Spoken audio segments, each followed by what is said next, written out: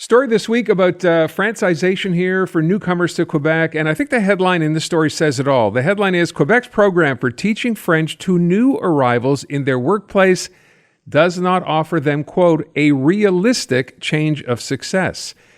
That, according to Quebec's French language commissioner, Benoit Dubreuil, in remarks made earlier this week in his 24-25 annual report to the National Assembly. Benoit Dubreuil is on the line. Benoit, welcome back. Let me begin by asking my first question, which is, when you say doesn't offer them a realistic change of success, what do we mean by realistic exactly? Yeah, I mean a pathway in which most people would succeed within reasonable time frame. Yes. So what is that? When you say succeed, then what are we talking about? These are people who are training on the job, and what happens? What did you find in your study, your analysis? Yeah, just maybe some background before. Like we have the government of Quebec that has to offer free French courses to basically anyone who lives in Quebec and who is interested in learning French. And last year we took a look at the offer that is done for individuals, that is people who learn French outside of the workplace. This year we decided to turn our attention to people who learn French in the workplace. So it is a very small component, Aaron. We are talking about approximately like 4,000 or 5,000 people. I think it's like 4% of all people who learn French in government courses. So what we do is that we document the challenges that are associated with this program. The objective of the program is basically help to generalize the use of French in the workplace, have people acquire the skills that will allow them to do their tasks in French. And the main challenges that we document is that people typically, who enroll in the program, start from scratch. So basically, they have no prior knowledge of French whatsoever, and then the intensity of training is very low. So we are talking about people who study French maybe 2, 3, or 4 hours per week. And the challenge is that if you start from zero and you only have like maybe 3 hours of course per week, it will take many years before you reach the level where you can actually work in French. So that's the number one challenge that we document.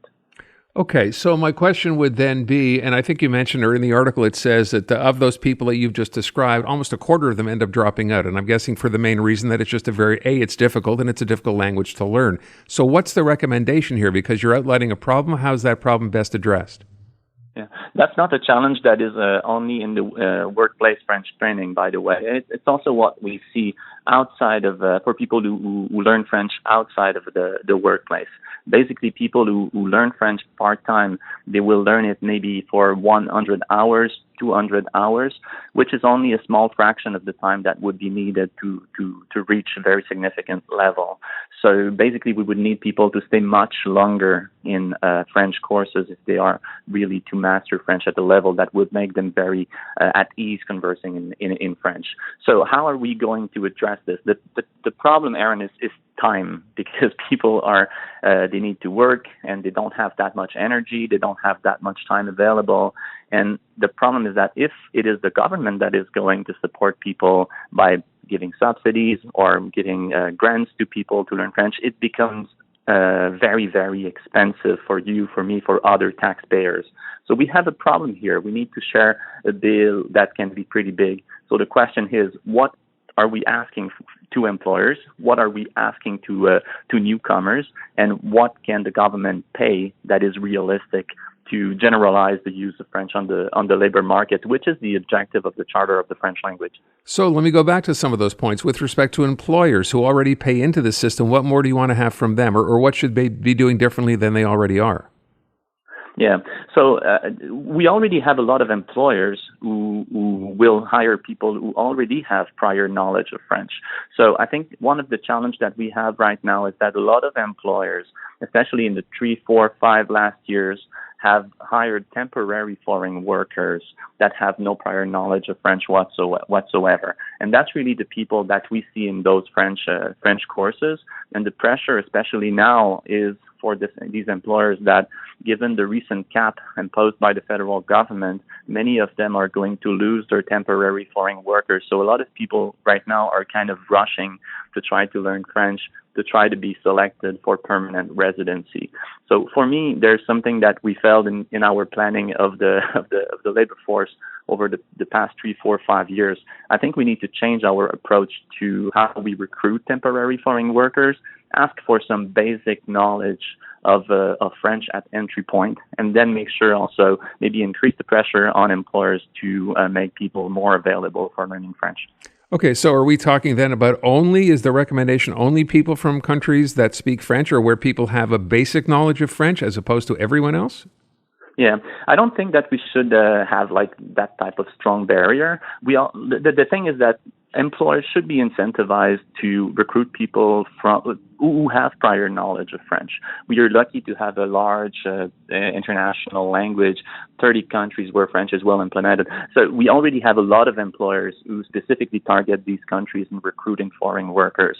But at the same time, we don't want to have a barrier on other countries that would be too dramatically high. So my recommendation is that for other workers, at least ask that they did a few hundreds of hours before they get their work permit. Because if they have already like maybe the beginner stage that is completed, then the integration in the workplace will be much easier, and they will be much more likely to succeed in their migratory project. So that suggestion or that recommendation is that they take those 100 hours, whatever they would be, before they come to Quebec. Yeah, I think in the case of the temporary foreign workers, I think it would make sense. Or we can arrange different system where people would come to Quebec and then get an intensive learning before they start their work. But basically, the problem is that once people start working 40 hours per week, it just becomes very, very difficult to get the number of hours that people started. So we kind of never get there. And then we end up like 3, 4, 5 years later and say, oh, what happened? And then we just suddenly realize that we have a whole bunch of people, and then we don't qualify for permanent residency, but who came here with the hope of qualifying for permanent residency, and it creates a situation that is not comfortable for anyone as we have right now. So you're kind of making it seem that if you're going to come here under this program, a temporary workers program, you take a course from the country you're already in, or as you're suggesting, maybe come here before you start that job and pass it here. But let's say you're taking it in another country. So we're basically saying you will have to pass a language test, a French test, in order to eventually be admitted to come to work in Quebec. I think in general, we should make sure that when people join Quebec labor market, they already have some basic knowledge of French. But is basic enough? You're making the impression that basic is not enough. Well, I mean, the higher, the better. I think if you don't have like at least, I don't want to be using jargon, but if you don't have like maybe 300-400 hours of French, you cannot engage even in simple conversation with people, then it will be probably way more difficult once you're in Quebec to actually get the number of hours that will get you started. Because when you start learning a language, like the first 100 of hours, you cannot really use it, right? You need to have a number of words. You need to understand the basic of the grammar. But then when you reach the kind of intermediate stage, then you can take advantage of immersion. And that's where the dynamic totally changes. Like if you have Francophone colleagues, then it totally changes the dynamic. What you learn, you can practice it automatically in the workplace. So it totally changed the game. Just as a last question, does this in essence, though, if the government accepts this recommendation, does this in essence close the door to temporary foreign workers right now who don't meet this criteria?